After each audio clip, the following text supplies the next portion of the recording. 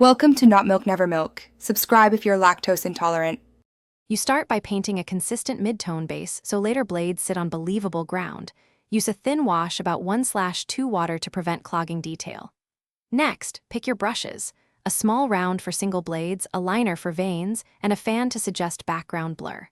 Mix 3 distinct greens, a bright yellow green, a neutral green, and a dark olive, because contrasts make individual strands read clearly.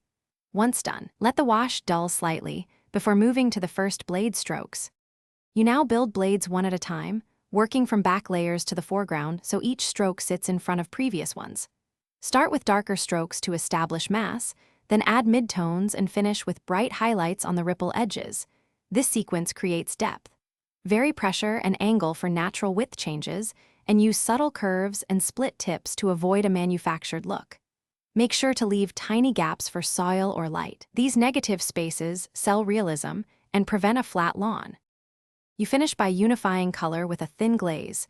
Choose a cool blue or warm yellow to shift temperature, and then add texture, tiny seed heads, insect details, and small cast shadows using a liner one for focal interest.